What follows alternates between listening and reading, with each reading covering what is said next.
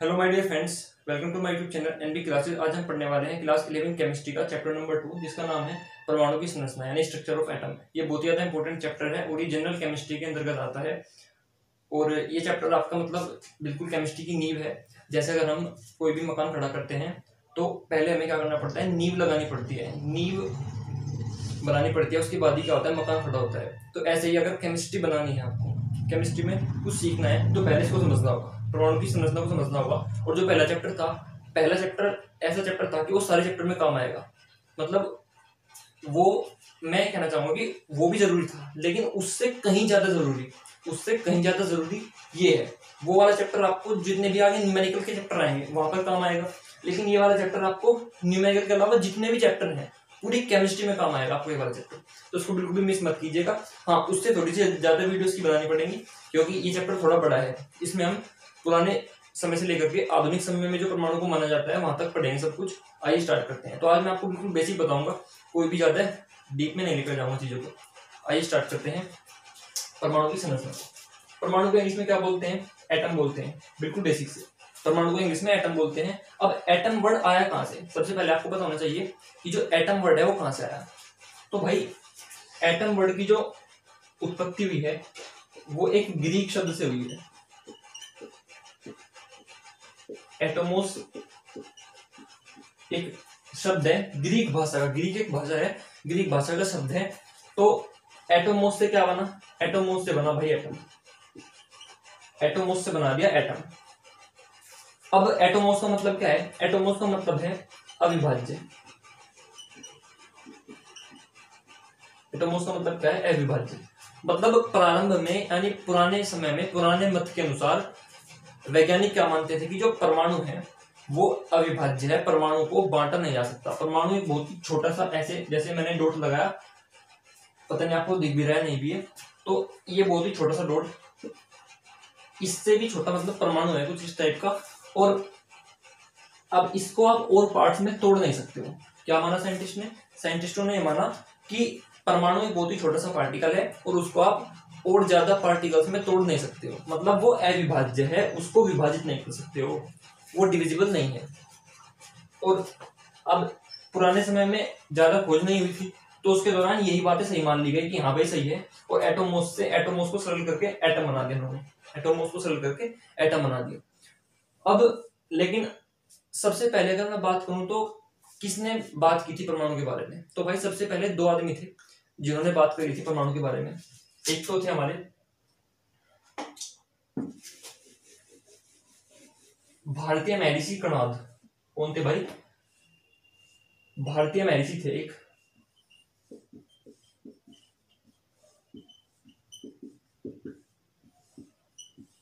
कणाद, ये इनका नाम है। इन्होंने परमाणु के बारे में पहले बात की थी। और एक थे हमारे ग्रीक दार्शनिक, जिनका नाम क्या था? जिनका नाम था भाई डेमोक्रिटस, डेमोक्रिटस। तो कणाद और डेमोक्रिटस ने सर्वप्रथम परमाणु के विषय में चर्चा उठाई, यानी बात उठाई थी। लेकिन ये सब क्या थे? ये सब पुराने समय के हमारे महर्षि दार्शनिक थे। लेकिन अब वर्तमान समय में हमको पढ़ना है। ये तो मैंने पुराने समय का थोड़ा आपको बताया ताकि आपको थोड़ा आइडिया हो जाए कि एटम कहां से उठा है। मैंने आपको बिल्कुल बेसिक से बता दिया कि एटम कहां से उठा है। अब कणाद और डेमोक्रिटस के बाद आता है हमारा आधुनिक समय। आधुनिक समय कब से? 1808 से। परमाणु के क्षेत्र में, परमाणु के अध्ययन के क्षेत्र में 1808 से आधुनिक समय शुरू होता है। 1808 में कौन आए थे? जॉन डाल्टन, जिनका नाम बच्चा बच्चा जानते हैं, जॉन डाल्टन। इन्होंने अपना एक सिद्धांत दिया। क्या दिया? एक सिद्धांत दिया जिसको हम कहते हैं डाल्टन का परमाणु सिद्धांत। उसमें इन्होंने सबसे पहले आधुनिक समय में, ये एक ऐसे आदमी थे जिन्होंने परमाणु के ऊपर कुछ विचार प्रस्तुत किए थे आधुनिक समय में। लेकिन इनका सिद्धांत ज्यादा सफल नहीं हो पाया, फेल हो गया, ये मान सकते हो आप लोग। मतलब पहले क्या हुआ, बहुत सारे सिद्धांत आते थे, बहुत सारे मॉडल आते थे, किसी चीज के ऊपर एक्सपेरिमेंट होते रहते थे और उसमें से कुछ फेल होते थे, कुछ थोड़े से ही सफल हो पाते थे और फिर धीरे धीरे पूरी खोज हो पाती थी। तो यहाँ पर भी ऐसे ही हुआ। पहले सबसे पहले डाल्टन ने क्या दिया? अपना मत दिया, इसके बारे में विचार प्रस्तुत किए। अब इनके कुछ विचार गलत थे तो कुछ विचार सही थे। अब जॉन डाल्टन के बाद कौन आए? देखिए, तो मैं आपको एक चार्ट के जरिए यहाँ पर बता रहा हूँ। मैं आपको यहाँ पर एक चार्ट समझा रहा हूँ, उसको देख लीजिएगा आप लोग। तो भाई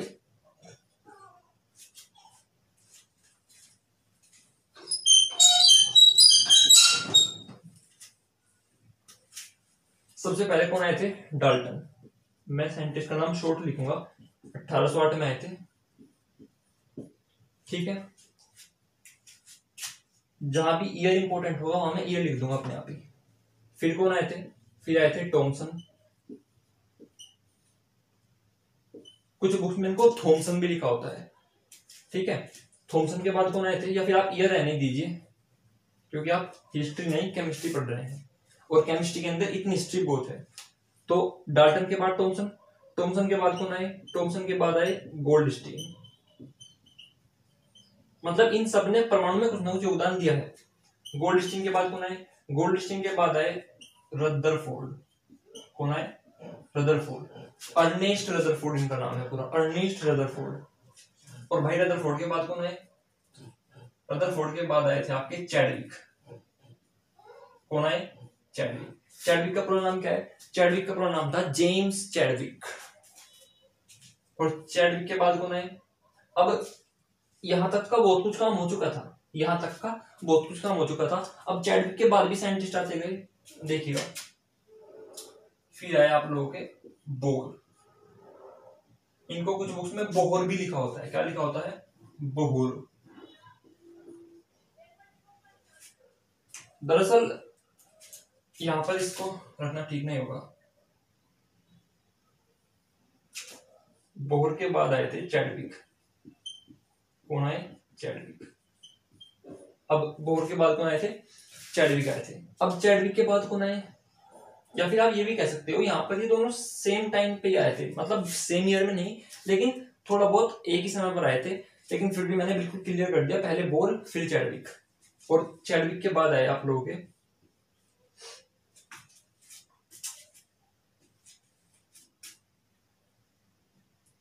हम उनको श्रोडिंजर। ये साइंटिस्ट का नाम है, पूरा नाम है इरविन श्रोडिंजर। इरविन श्रोडिंजर इनका पूरा नाम है। और फिर यहाँ पर बहुत सारे साइंटिस्ट के नाम आ जाते हैं, तो फिलहाल हमें यहाँ रहने देना चाहिए। यहाँ पर हमें एक एरो लगा करके लिख देना चाहिए ईटीसी, यानी एटसेट्रा। यहाँ पर बहुत सारे साइंटिस्ट है, हाइजेनबर्ग, ठीक है, हुंड और श्रोडिंजर, सोमरफील्ड, ऐसे बहुत सारे साइंटिस्ट। तो फिलहाल मेन जो हमारा चार्ट होगा ये होगा एटम में। इसके बाद भी बहुत सारी चीजें हैं जो, ये तो हमारा ओल्ड कॉन्सेप्ट पढ़ेंगे, मतलब एक तरीके से हम, हालांकि यहाँ से 1808 से स्टार्ट हो रहा है चीजें, यहाँ से 1808 से, और यहाँ जो लास्ट ईयर है वो है 1932। तो 1808 से 1932 तक एटम को समझा गया। देख लीजिए कितना समय लगा, 100 साल से भी ज्यादा समय लगा एटम को समझने के लिए। 1808 से 1932 तक आप सोच सकते हैं कितना टाइम। और उसके बाद फिर ईटीसी का मतलब क्या है? अब ईटीसी का मतलब है, ये वाला टाइम तो क्या था? मॉडर्न। भाई जो भारतीय महर्षि कर्नाड और डेमोक्रिटस वाला टाइम था वो क्या था? ओल्ड टाइम था बिल्कुल। और अब ये वाला क्या आ गया? ये वाला मॉडर्न टाइम आ गया। अब इस मॉडर्न टाइम में आगे ईटीसी में क्या है? इसमें और भी ज्यादा मॉडर्न है, इसमें और भी ज्यादा मॉडर्न टाइम आया। वहां पर उन्होंने परमाणु के अंदर और भी चीजें खोज निकाली। कक्षक की कक्षाएं नहीं भाई, कक्षक भी होते हैं, उपकक्षा भी होती है, बहुत सारी चीजें।